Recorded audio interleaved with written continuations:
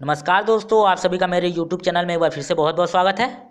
आज की इस वीडियो में मैं पहली बार जो है यूपी टेट 2017 यानी कि उत्तर प्रदेश शिक्षक पात्रता परीक्षा जो अक्टूबर में हुआ था 2017 का, उसका जो प्राइमरी स्तर का पेपर है उसका 3 सेक्शन यानी कि बाल विकास, हिंदी और पर्यावरण, ये तीनों सेक्शन पहली बार मैं एक साथ सॉल्व करूँगा। तो इस वीडियो को अंत तक देखिएगा, वीडियो को लाइक कीजिएगा, यदि चैनल पे पहली बार आए हैं तो चैनल को सब्सक्राइब कीजिएगा और बेल को दबा लीजिएगा। तो आइए वीडियो शुरू करते हैं। धन्यवाद। तो आज का पहला प्रश्न, ये रहा पेपर और ये रहा पहला प्रश्न।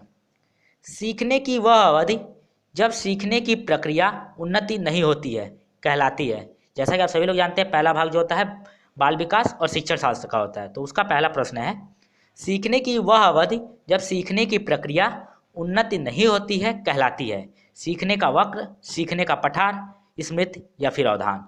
तो यहाँ पे जो आंसर है वह है सीखने का पठार। एक बात और बताना चाहूँगा दोस्तों, मैं थोड़ा जल्दी जल्दी आज सॉल्व करूँगा, ठीक है, ताकि कम समय लगे।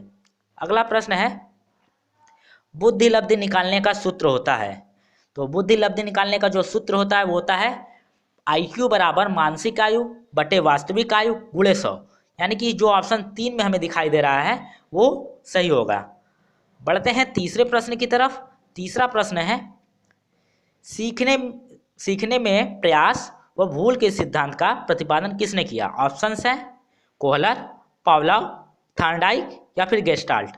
तो आप सभी लोग जान रहे हैं कि जो सीखने का सिद्धांत दिया था वो थॉर्नडाइक ने दिया था और प्रयास व भूल का सिद्धांत भी थॉर्नडाइक ने दिया था। तो ऑप्शन 3 यहाँ पे जो है करेक्ट होगा। आते हैं चौथे प्रश्न की तरफ।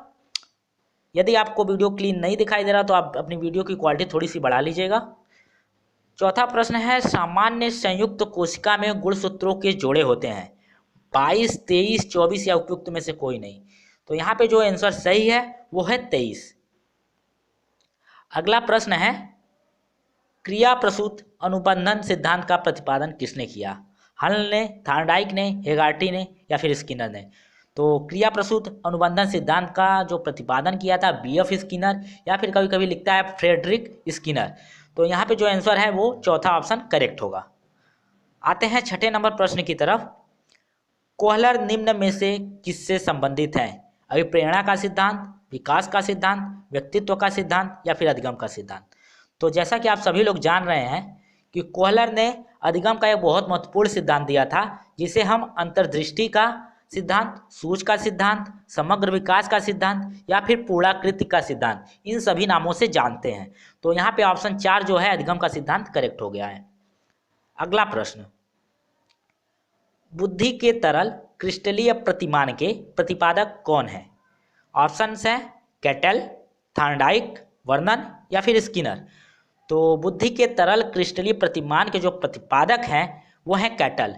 इन्होंने जो बुद्धि के 2 महत्वपूर्ण तत्व बताए जिसके अंतर्गत तरल बुद्धि और ठोस बुद्धि था। डिटेल में नहीं बताऊंगा, जल्दी से वीडियो खत्म करना है।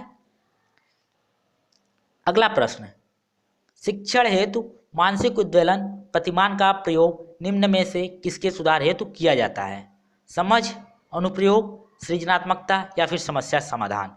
तो शिक्षण हेतु जो मानसिक उद्वेलन यानी कि इंग्लिश में जिसे कहते हैं ब्रेन स्टॉर्मिंग, इसका प्रयोग जो है सृजनात्मकता के सुधार हेतु किया जाता है। तो ऑप्शन सी यहाँ पे करेक्ट हो रहा है। अगला प्रश्न है, गोलमैन निम्न में से किससे संबंधित हैं। तो ऑप्शन है सामाजिक बुद्धि, संवेगात्मक बुद्धि, आध्यात्मिक बुद्धि या फिर सामान्य बुद्धि। तो गोलमैन, जिनका पूरा नाम था डेनियल गोलमैन, उन्होंने एक पुस्तक ही लिखी थी संवेगात्मक बुद्धि नाम से। तो यहाँ पे ऑप्शन 2 जो है वो करेक्ट होगा। आते हैं 10वें प्रश्न की तरफ। निम्न में से कौन शेष से भिन्न है। अधिगम के लिए अधिगम का सिद्धांत, ऑप्शन 1, सामान्य अवयव का सिद्धांत, ड्राइव रिडक्शन सिद्धांत या फिर सामान्यीकरण का सिद्धांत। तो यहाँ पे जो ये 3 ऑप्शन दिखाई दे रहे हैं, अधिगम के लिए अधिगम का सिद्धांत, सामान्य अवयवों का सिद्धांत, सामान्यीकरण का सिद्धांत, ये तीनों सिद्धांत जो हैं अधिगम का स्थानांतरण, इन सिद्धांतों के अंतर्गत आते हैं। जबकि जो ड्राइव रिडक्शन सिद्धांत है यह जो है अधिगम का सिद्धांत है, जिसके प्रतिपादक जो हैं क्लार्क हल या फिर क्लार्क एल हल ये हैं। तो यहाँ पे जो ऑप्शन 3 है ये सबसे डिफरेंट है क्योंकि ये अधिगम का सिद्धांत है, इसलिए यहाँ पे ऑप्शन 3 करेक्ट होगा। आते हैं 11वें नंबर प्रश्न की तरफ। तो 11 नंबर जो प्रश्न है, संज्ञानात्मक संप्राप्ति का न्यूनतम स्तर है ज्ञान, बोध, अनुप्रयोग या फिर विश्लेषण। तो संज्ञानात्मक संप्राप्ति का जो न्यूनतम स्तर है ज्ञान है, यहाँ पे करेक्ट आंसर होगा। बोध, अनुप्रयोग और विश्लेषण, ये जो तीनों हैं ये ज्ञान से ऊपर के स्तर हैं। 12 नंबर प्रश्न की तरफ आते हैं। तो 12वां जो प्रश्न है, एक बालक जो साइकिल चलाना जानता है मोटर बाइक चलाना सीख रहा है, यह उदाहरण होगा। तो ऑप्शंस हैं क्षैतिज अधिगम अंतरण का, ऊर्ध्व अधिगम अंतरण का। तो यहाँ पे जो दूसरा ऑप्शन है ऊर्ध्व अधिगम अंतरण, ये ऑप्शन यहाँ पे करेक्ट होगा। 13 नंबर प्रश्न की बात करते हैं। निम्न में से कौन सा अधिगम के पठार का कारण नहीं है? प्रेरणा की सीमा, दूसरा ऑप्शन है विद्यालय का असहयोग। तो यहाँ पे जो विद्यालय का असहयोग है यही करेक्ट ऑप्शन है। तो ये जो है अधिगम के पठार का कारण नहीं है। आते हैं 14 नंबर प्रश्न की तरफ। 14 नंबर प्रश्न है, अधिगम अनुभव और प्रशिक्षण के परिणाम स्वरूप व्यवहार में परिवर्तन है, यह कथन किनके द्वारा दिया गया है? यहाँ पे जो है अधिगम की परिभाषा दी गई है और यह किसने दी है ये बताना है। तो ये जो परिभाषा दी है गिट्स व अन्य ने। तो यहाँ पे ऑप्शन 1 करेक्ट हो रहा है। अगला प्रश्न 15 नंबर, स्टैनफोर्ड बीने परीक्षण मापन करता है। तो स्टैनफोर्ड बीने परीक्षण जो है 1905 में बीने ने अपने सहयोगी साइमन के साथ मिलकर तैयार किया था और ये आधुनिक प्रकार का सबसे पहला सफल बुद्धि परीक्षण था। तो ये जो आंसर होगा यहाँ पे कि यह जो है बुद्धि का मापन करता है। तो आइए अगले प्रश्न की तरफ बढ़ते हैं। 16 नंबर, अंतर्मुखी व्यक्तित्व एवं बहिर्मुखी व्यक्तित्व का वर्गीकरण किसने किया? फ्रायड, यंग, मन या फिर आलपोर्ट। तो यहाँ पे जो आंसर है वो है यंग ने। इन्होंने व्यक्तित्व का वर्गीकरण 3 प्रकार से बताया। पहला अंतर्मुखी, दूसरा बहिर्मुखी और तीसरा उभयमुखी। अब आते हैं 17वें प्रश्न की तरफ। बच्चों के सामाजिक विकास को प्रभावित करने वाले कारक हैं आर्थिक तत्व, दूसरा है सामाजिक परिवेश जन्य तत्व। तो सामाजिक विकास की बात हो रही है, इस कारण ये जो ऑप्शन 2 है सामाजिक परिवेश जन्य तत्व वो करेक्ट होगा। 18 नंबर प्रश्न की बात करते हैं। निम्न में से कौन सा शारीरिक विकास का एक प्रमुख नियम है? तो मानसिक विकास का नियम ऑप्शन 1 है। मानसिक विकास से भिन्नता का नियम, जी ये गलत होगा। अनियमित विकास का नियम, तो ये ऑप्शन जो करेक्ट होगा। क्यों करेक्ट होगा? क्योंकि जैसा कि हम सभी लोग जान रहे हैं कि शैशवावस्था में जो है शारीरिक विकास बहुत तेजी से होता है, फिर बाल्यावस्था में क्या होता है धीमा हो जाता है, लेकिन फिर किशोरावस्था में बहुत तेज होता है। तो ये जो है अनियमित विकास का नियम है। तो ये शारीरिक विकास का एक प्रमुख नियम है, इसलिए ऑप्शन 2 करेक्ट हो रहा है। 19 नंबर प्रश्न, निम्न में से कौन सा विकास का सिद्धांत नहीं है? तो ऑप्शन 1 जो है अनुकूलित प्रत्यावर्तन का सिद्धांत, दूसरा है निरंतर विकास का सिद्धांत, चौथा है परस्पर संबंध का सिद्धांत और चौथा है समान प्रतिमान का सिद्धांत। तो यहाँ पे जो ऑप्शन 2, 3, 4 हैं ये तो विकास के सिद्धांत हैं, लेकिन अनुकूलित प्रत्यावर्तन का सिद्धांत जो है ये आप सभी लोग जान रहे हैं कि पावलोव का अधिगम का सिद्धांत है, इसलिए ये यहाँ पे ऑप्शन 1 जो होगा करेक्ट होगा, क्योंकि ये विकास का सिद्धांत नहीं है। अगले प्रश्न की तरफ आते हैं। 20 नंबर, विकास के परिणाम स्वरूप नवीन विशेषताएं और नवीन योग्यताएं प्रकट होती हैं, यह कथन किसने दिया है? गैसेल, हरलॉक, मेरेडिथ या फिर डगलस और हॉलैंड। तो यहाँ पे ऑप्शन 2 जो है हरलॉक, उन्होंने कहा था कि विकास के परिणाम स्वरूप नवीन विशेषताएं और नवीन योग्यताएं प्रकट होती हैं। 21 नंबर प्रश्न की तरफ आते हैं। मूल प्रवृत्तियों को 14 प्रकार से किसने वर्गीकृत किया है? ड्रेवर, मैकडूगल, थार्नडाइक या फिर वुडवर्थ। तो यहाँ पे ऑप्शन 2 जो है मैकडूगल सही होगा।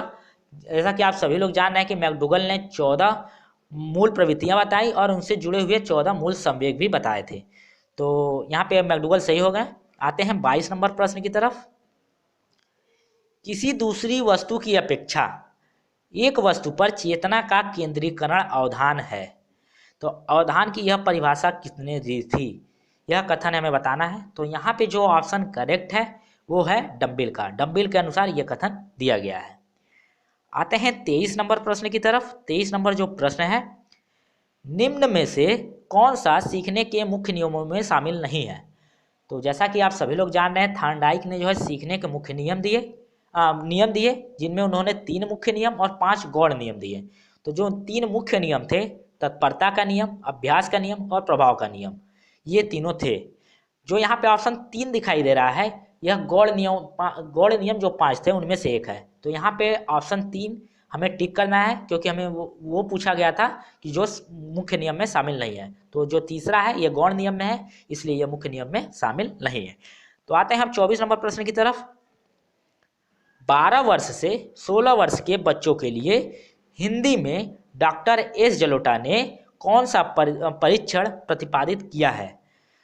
अशाब्दिक बुद्धि परीक्षण, दूसरा है साधारण मानसिक योग्यता परीक्षण, तीसरा है आर्मी अल्फा परीक्षण और चौथा है चित्रांकन परीक्षण।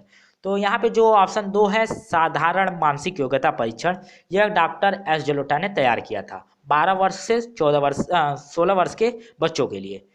ओके, आगे बढ़ते हैं 25 नंबर प्रश्न की तरफ। बुद्धि के द्विकारक सिद्धांत का प्रतिपादन किसने किया? यह भी आप लोग को याद ही होगा कि द्विकारक और त्रिकारक ये दोनों जो है स्पीयरमैन ने दिया था। द्विकारक का सिद्धांत जो उन्होंने सन 1904 में दिया था, और इसके अंतर्गत उन्होंने 2 कारक बताए थे। पहला सामान्य योग्यता और दूसरा है विशिष्ट योग्यता। ये जो थे बुद्धि के 2 कारक उन्होंने बताए थे। तो स्पीयरमैन यहाँ पे करेक्ट हुआ। अगला प्रश्न है 26 नंबर। यहाँ पे एक जोड़े दिए हुए हैं, कौन सा जोड़ा सही नहीं है, कौन सा युग्म सही नहीं है, ये बताना है। तो सीखने का उद्दीपक अनुक्रिया का सिद्धांत, ये जो है थार्नडाइक का जी एकदम बिल्कुल करेक्ट है। सीखने का क्रिया प्रसूत अनुबंधन का सिद्धांत बीएफ स्किनर, ये भी करेक्ट है। सीखने का क्लासिकल सिद्धांत पावलोव, ये भी करेक्ट है। अगला जो है सीखने का समग्र सिद्धांत हल, जी यहाँ पे ये गलत है। सीखने का समग्र सिद्धांत, इसका एक अलग नाम है अंतर्दृष्टि का सिद्धांत या सूझ का सिद्धांत। इसको जो है कोहलर ने दिया था। जो हल ने है पुनर्बलन का सिद्धांत या फिर प्रबलन का सिद्धांत दिया था। तो यहाँ पे जो ऑप्शन 4 होगा हमें वो टिक करना होगा। तो 27 नंबर प्रश्न की तरफ हम बढ़ जाते हैं। निम्न में से किसका नाम सूजनन शास्त्र के पिता से जुड़ा हुआ है? तो सूजनन शास्त्र पहले क्या होता है? सूजनन शास्त्र का अर्थ होता है जैव सांख्यिकी। जैव सांख्यिकी मतलब जैव और सांख्यिकी, यानी कि जीवधारियों की संख्या का विज्ञान। तो इसका जो आंसर होगा वो होगा गाल्टन या फिर सर फ्रांसिस गाल्टन, ये ऑप्शन दिए जाते हैं। तो यहाँ पे ऑप्शन 2 करेक्ट हो रहा है। आते हैं 28 नंबर प्रश्न की तरफ। 28 नंबर जो प्रश्न है, ग्रंथियों के आधार पर व्यक्तित्व के विभिन्न प्रकारों की चर्चा किसने की? तो व्यक्तित्व के आधार पर जो ग्रंथियों के आधार पर जो चर्चा की थी वो की थी कैनन ने। इसके अलावा क्रेसमर, यंग और स्प्रेंजर, इन लोगों ने भी व्यक्तित्व के विभिन्न प्रकारों की चर्चा की। जो क्रेसमर ने है शारीरिक रचना के आधार पर वे 3 भागों में बांटा था। कौन कौन से? लंबकाय, सुडोलकाय और गोलकाय। जबकि यंग ने सामाजिक दृष्टिकोण के आधार पर 3 भागों में बांटा, जैसे अंतर्मुखी, बहिर्मुखी, उभयमुखी। इसके अलावा स्प्रेंजर ने जो है मूल्यों के आधार पर 6 भागों में बांटा। कौन कौन से मूल्य? सैद्धांतिक, आर्थिक, धार्मिक, राजनीतिक, सामाजिक और कलात्मक। आप लोग समझ पा रहे हैं इस बात को? आते हैं 29 नंबर प्रश्न की तरफ। सृजनात्मकता मौलिक परिणामों को अभिव्यक्त करने की मानसिक प्रक्रिया है। यहाँ पे भी एक कथन दिया गया है और पूछा जा रहा है यह किसका है? तो यह जो कथन है क्रो एंड क्रो का है। ओके, तो ऑप्शन 4 यहाँ पे आप टिक कर लीजिएगा। अगला प्रश्न है 30 नंबर। विद्रोह की भावना की प्रवृत्ति निम्न में से किस अवस्था से संबंधित है? तो यहाँ पे जो आंसर करेक्ट है वो है पूर्व किशोरावस्था। ऐसा क्यों? क्योंकि इसी उम्र में जो बच्चा है वो मानसिक स्वतंत्रता की भावना जो होती है उसमें प्रबल होती है। वो चाहता है कि मानसिक रूप से स्वतंत्र रहे। तो ये थे बाल विकास के 30 प्रश्न। अभी वीडियो खत्म नहीं हुआ है, अभी और भी आगे है, इसे अंत तक देखिए। इससे पहले मैं आप लोगों से कहना चाहूँगा, यदि आपको वीडियो पसंद आ रहा है तो प्लीज़ लाइक कर दें। यदि चैनल पे पहली बार आए हैं तो चैनल को सब्सक्राइब करके बेल को दबा लें और इस वीडियो को अपने दोस्तों के साथ शेयर करना बिल्कुल मत भूलिएगा। आइए हिंदी के सेक्शन को देख लेते हैं। हिंदी का जो सेक्शन का पहला प्रश्न है वो है निमिष शब्द का पर्याय है। निमिष यदि आपको क्लियर नहीं दिखाई दे रहा है तो वो ऐसे लिखा हुआ है निमिष। तो इसका जो पर्याय पूछा जा रहा है क्या होता है, तो ऑप्शंस हमारे पास दिए गए हैं प्रकाश, छिद्र, पूर्ण या फिर क्षण। तो निमिष का जो पर्याय है वो क्षण या फिर पल। तो ऑप्शन 4 यहाँ पे करेक्ट होगा। आते हैं 32 नंबर प्रश्न की तरफ। 32 नंबर जो प्रश्न है वो है मुझसे उठा नहीं गया, मुझसे उठा नहीं गया वाक्य में वाच्य है, कृतवाच्य, कर्मवाच्य, भाववाच्य या फिर कोई नहीं। तो यहाँ पे ऑप्शन 3 जो है भाववाच्य करेक्ट होगा। आते हैं 33 नंबर प्रश्न की तरफ। जिसकी पूर्व से कोई आशा न हो के लिए एक शब्द है प्रत्याशा, अप्रत्याशित, अपरिमेय या फिर अनाहूत। तो जैसा कि आप सभी लोग जान रहे हैं इसके लिए एक शब्द जो होगा अप्रत्याशित होगा। अगला प्रश्न, गोधूम शब्द का तद्भव है। गोधूम एक तत्सम शब्द है, इसका जो तद्भव शब्द होता है वो होता है गेहूं। तो ऑप्शन 1 जो होगा यहाँ पे करेक्ट होगा। निष्कपट शब्द का संधि विच्छेद है। तो इसका जो संधि विच्छेद होता है इसमें जो है विसर्ग संधि है, और जो पहला ऑप्शन है निह धन कपट यहाँ पे करेक्ट होगा। 36 नंबर प्रश्न की बात करते हैं। 36 नंबर दिया हुआ है निम्न में से किस शब्द की वर्तनी सही है। अनुग्रहित लिखा हुआ है, कौन सा इसमें से सही है ये बताना है। तो ऑप्शन बी जो है अनुगृहित, यह जो लिखा हुआ है करेक्ट होगा। अगला प्रश्न, अपेक्षा का विशेषण रूप है। तो अपेक्षा का जो विशेषण रूप होता है वो होता है अपेक्षित। यहाँ पे ऑप्शन 4 जो दिखाई दे रहा है वो करेक्ट होगा। स ध्वनि का उच्चारण स्थान क्या है। स का जो है ध्वनि उच्चारण स्थान होता है वो होता है तालु। इसके अलावा च, छ, ज, झ ये भी जो है तालु से होते हैं। तो स जो यहाँ पे होगा तालु होगा, इसलिए ऑप्शन 3 यहाँ पे करेक्ट है। अगला प्रश्न है 39 नंबर। अत्यंत शब्द में प्रयुक्त उपसर्ग है।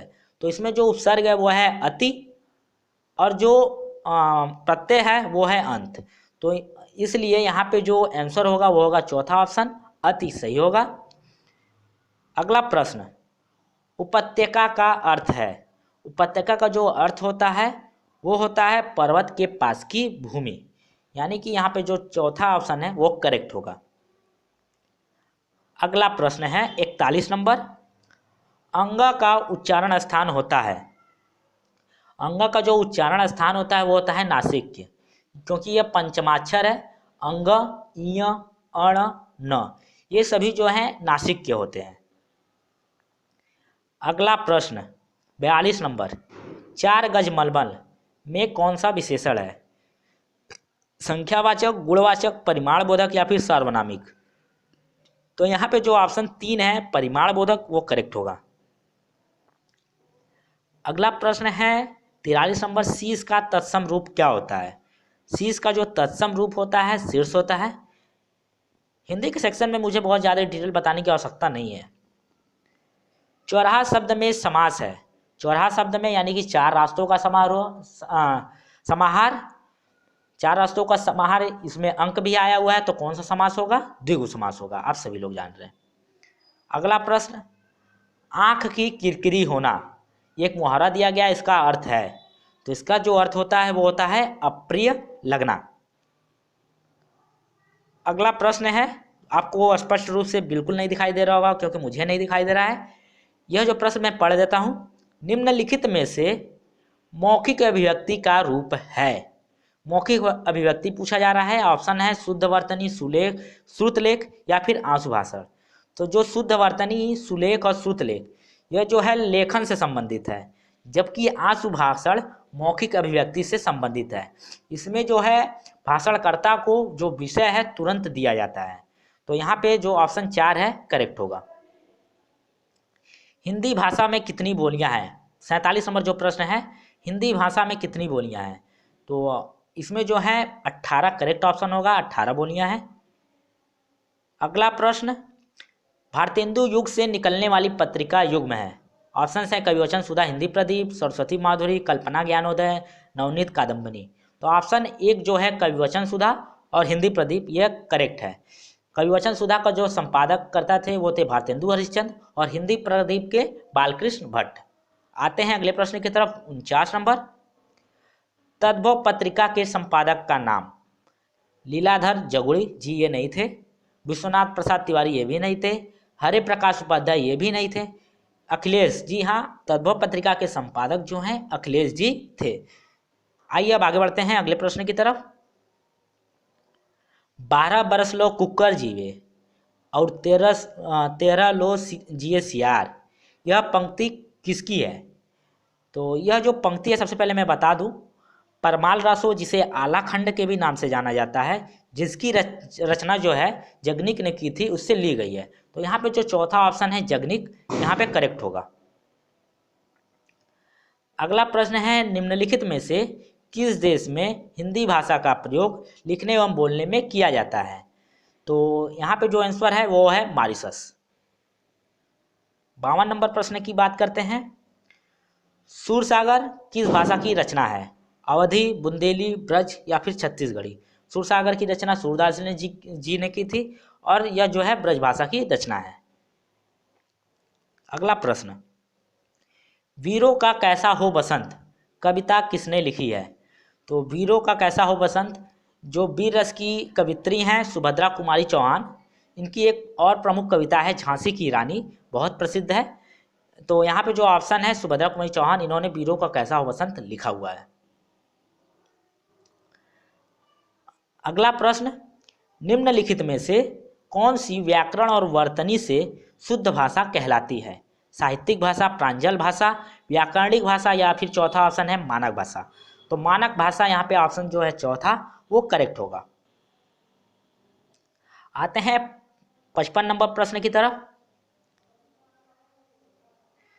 निम्नलिखित में से कौन सा रासो आल्हा खंड के नाम से प्रसिद्ध है? तो ये क्वेश्चन तो मैंने अभी बताया, तो यहाँ पे आपको ज़्यादा ध्यान देने की याद करने की ज़रूरत नहीं है। तो अभी मैं आया था परमाल रासो जो जगनिक ने लिखी थी, इसे ही आल्हा खंड के नाम से जाना जाता है।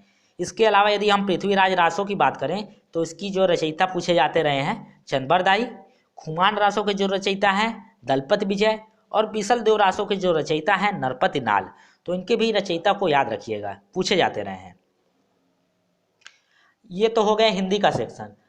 हिंदी के 30 प्रश्न, ये भी आपको उम्मीद करता हूँ अच्छा लगा होगा। तो आइए अब पढ़ते हैं अपने तीसरे सेक्शन जो कि है पर्यावरण का। तो पर्यावरण का जो पहला प्रश्न है 2017 का ही यूपी टेट का प्राइमरी स्तर का। तो ये जो है पहला प्रश्न है, एक मार्क का संबंध है। एक मार्क का जो संबंध होता है वो होता है गुणवत्ता से। तो ऑप्शन एक यहाँ पे करेक्ट होगा। आर्सेनिक द्वारा जल प्रदूषण सर्वाधिक है उत्तर प्रदेश में, मध्य प्रदेश में, बिहार में या फिर पश्चिम बंगाल में? तो आर्सेनिक द्वारा जो जल प्रदूषण सर्वाधिक भारत में है वो है पश्चिम बंगाल में। अगला प्रश्न है, वन्य जीव सुरक्षा अधिनियम पारित किया गया था कब? 1960, 1962, 1972 या 75? यह तो आप सभी लोगों ने पढ़ा होगा। वन्य जीव सुरक्षा अधिनियम 1972 में आया था और इसके अंतर्गत यानी कि इस अधिनियम के अंतर्गत अवैध शिकार एवं व्यापार को रोकने के लिए जुर्माने और दंड का प्रावधान किया गया था। आते हैं अगले प्रश्न की तरफ, 124 नंबर। दूध से दही बनने की क्रिया को कहते हैं? प्रकाश संश्लेषण, जी नहीं, ये तो पौधों वाला हो गया। आसवन, ये भी नहीं। किण्वन, जी हाँ, यहाँ पे जो ऑप्शन 3 है किण्वन, यह करेक्ट होगा। ओके, अगले प्रश्न की तरफ बढ़ते हैं। किस देश के संविधान से मौलिक कर्तव्यों को लिया गया है? तो ऑप्शन हैं जर्मनी, यूनाइटेड किंगडम, यूएसए या फिर यूएसएसआर? तो यूएसएसआर यहाँ पे जो करेक्ट ऑप्शन है, चौथा ऑप्शन है। इसका जो पूरा नाम है union of Soviet socialist Republic, यानी कि ये जो सोवियत संघ रूस है उसका जो है औपचारिक नाम है। तो यूएसएसआर, चौथा ऑप्शन यहाँ पे करेक्ट हो रहा है। ध्रुव तारा कहा जाता है? ध्रुव तारा, ये तो बहुत आसान सा प्रश्न हो गया, उत्तरी तारे को कहा जाता है। भारत में प्रोजेक्ट टाइगर की शुरुआत कब हुई थी? बहुत बार पूछा जा चुका है, आप सभी लोग जानते भी हैं। प्रोजेक्ट टाइगर की शुरुआत 1973 में हुई थी। अगले प्रश्न की तरफ बढ़ते हैं। फूलों की घाटी अवस्थित है? फूलों की घाटी एक राष्ट्रीय उद्यान है, यह कहाँ स्थित है आपको बताना है? जम्मू कश्मीर में, हिमाचल प्रदेश में, सिक्किम में या फिर उत्तराखंड में? तो ऑप्शन 4 जो यहाँ पे है उत्तराखंड, यह करेक्ट है। उत्तराखंड के ही चमोली जिले में इस फूलों की घाटी जो राष्ट्रीय उद्यान है उसकी स्थापना की गई है। अगला प्रश्न है, एक वयस्क मानव में कुल अस्थियों की संख्या कितनी होती है? तो यह इसका जो आंसर होगा वो होगा 206, यानी कि ऑप्शन 3 यहाँ पे करेक्ट होगा। यही प्रश्न जब क्या नाम है आपके बाल विकास में आता है तो वहाँ पे शिशु का पूछा जाता है और उस समय आपको 300 अस्थियों पर टिक करना होता है। ओके। ग्रीन पीस इंटरनेशनल का मुख्यालय अवस्थित है, यह मैंने पहले भी बताया हुआ है। ग्रीन पीस इंटरनेशनल की स्थापना जो है 1971 में की गई थी और इसका जो मुख्यालय है नीदरलैंड के एम्स्टर्डम में है। तो यहाँ पे ऑप्शन 3 जो होगा वो करेक्ट होगा। 131 नंबर प्रश्न fill in the blanks type का है। प्रकाश संश्लेषण के प्रकाशीय चरण के दौरान का ऑक्सीकरण फिर डैश का अपचयन होता है, मतलब किसका ऑक्सीकरण होता है और किसका अपचयन होता है ये बताना है। तो यहाँ पे जो करेक्ट ऑप्शन है वो है जल और NADP। जल तो आप सभी लोग जानते हैं। NADP क्या होता है? NADP जो होता है nicotinamide dinucleotide phosphate, ठीक है। इसका जो अपचयन होने के बाद NADP का NADPH2 बनता है। ओके। अगला प्रश्न, LPG के संदर्भ में क्या सत्य नहीं है? यह एक स्वच्छ ईंधन है, यह तो सत्य है। यह उच्च ऊष्मीय मान का है, यह भी करेक्ट है। यह नीले ज्वाला से जलने वाला है, यह तो आप लोगों ने घर में देखा ही होगा, यह भी करेक्ट है। तो चौथा ऑप्शन यहाँ पे इनकरेक्ट होगा, जाहिर सी बात है। यह मेथेन गैस उत्सर्जन करने वाला है। यहाँ पे जो चौथा ऑप्शन है इसे हमें टिक करना होगा। जैसा कि आप सभी लोग जान रहे हैं कि जो LPG में प्रोपेन और ब्यूटेन इन हाइड्रोकार्बनों का मिश्रण होता है और यही जो है अधिक मात्रा में पाए जाते हैं, तो ये मेथेन गैस उत्सर्जित नहीं करता है। तो ऑप्शन 4 यहाँ पे करेक्ट हो गया। अगला प्रश्न, द ओरिजिन ऑफ स्पीसीज यानी कि प्रजातियों की उत्पत्ति, यह एक रचना किसकी है? यह जो रचना है चार्ल्स डार्विन की है। ऑप्शन 2 यहाँ पे करेक्ट होगा। अगला प्रश्न, मकर रेखा है। मकर रेखा जो कही जाती है वो 23.5 डिग्री साउथ यानी कि दक्षिणी, उसे मकर रेखा कहते हैं, जबकि जो 23.5 डिग्री उत्तर में है उसे कर्क रेखा कहते हैं। तो यहाँ पे ऑप्शन 3 जो है करेक्ट होगा। आते हैं 135 नंबर प्रश्न की तरफ।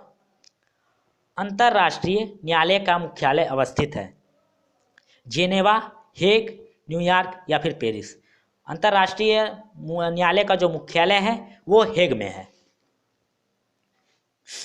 आते हैं 136 नंबर प्रश्न की तरफ। 136 नंबर प्रश्न है, संविधान सभा ने राष्ट्रीय ज्ञान को अपनाया, कब अपनाया? जैसा इसके लिए आपको याद होगा कि जो सर्वप्रथम गाया गया था 27 दिसंबर 1911 को कांग्रेस के कलकत्ता अधिवेशन में, जिसकी अध्यक्षता जो है पंडित बिशन नारायण दत्त ने की थी, उस समय यह गाया गया था। और जब इसे राष्ट्रीय ज्ञान को अपनाया गया वो दिन था 24 जनवरी 1950। तो यहाँ पे ऑप्शन 2 जो है करेक्ट होगा। पुष्कर मेला कहाँ आयोजित होता है? पुष्कर मेला जो आयोजित होता है राजस्थान के अजमेर में। अगला प्रश्न, निम्नलिखित पराबैंगनी किरणों में से कौन सा अधिक हानिकारक है? तो पराबैंगनी किरणों को 3 भागों में बांटा गया है, ultraviolet A, ultraviolet B, ultraviolet C. तो जो अल्ट्रावायलेट सी है वो सबसे खतरनाक मानी जाती है और यह पृथ्वी तक पहुंच नहीं पाती है, ये ओजोन लेयर द्वारा अवशोषित कर ली जाती है, वहीं से रिफ्लेक्ट कर दी जाती है। आते हैं 139 नंबर प्रश्न की तरफ। अच्छा प्रश्न है, निम्नलिखित में से कौन सा जैव मंडल का अजैविक घटक नहीं है? प्रोटीन, मृदा, कवक या फिर फास्फोरस? तो यहाँ पे जो आंसर होगा वो होगा कवक। कवक जो है एक बहुत महत्वपूर्ण जैविक घटक है, न कि अजैविक। तो यहाँ पे ऑप्शन 3 जो होगा करेक्ट होगा। गिरसेर परियोजना अवस्थित है, गिरसेर परियोजना अवस्थित है गुजरात में।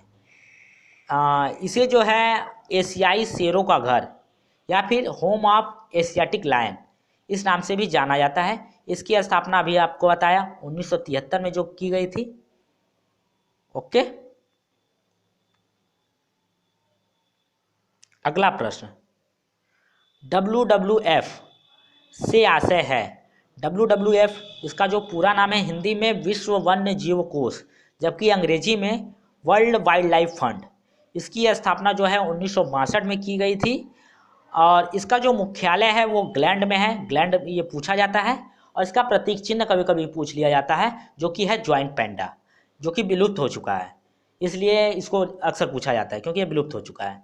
तो यहाँ पे जो ऑप्शन 3 है वो करेक्ट होगा। WWF का जो पूरा नाम है world wild life fund. Ganga नदी निकलती है, बहुत आसान सा प्रश्न, गंगोत्री ग्लेशियर से।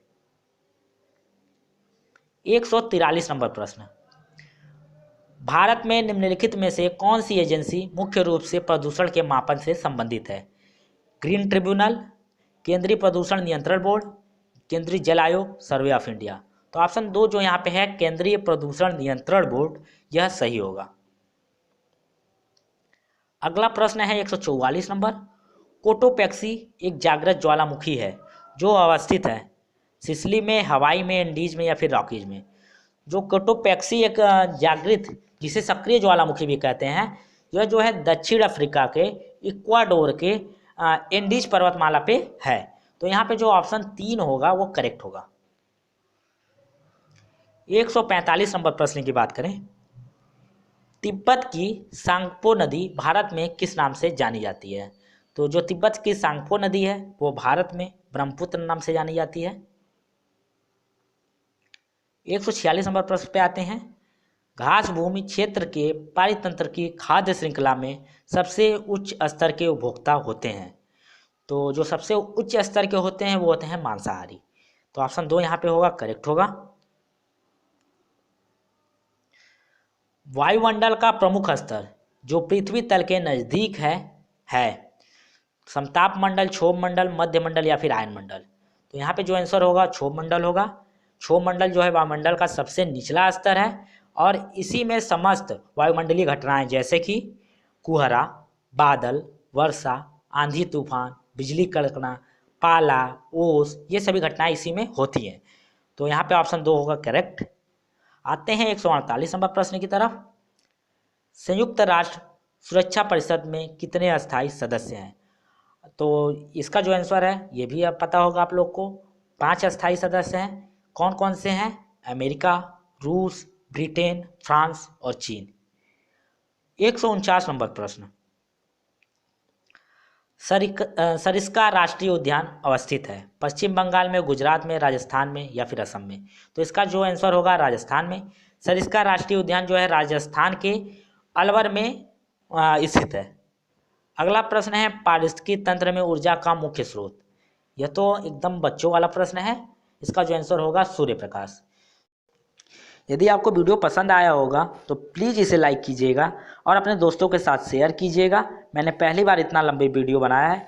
और रही बात गणित के सेक्शन की, तो उसको मैं जल्दी लेके आऊँगा। उसके लिए मैं प्रॉपर तरीका ढूंढ रहा हूँ जिससे आपको बताया जा सके।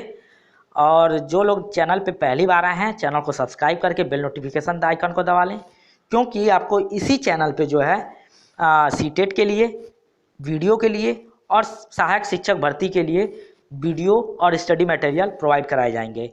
हालांकि मेरा चैनल अभी 10 दिन पहले से चलना शुरू हुआ है, लेकिन आप चिंता मत कीजिएगा।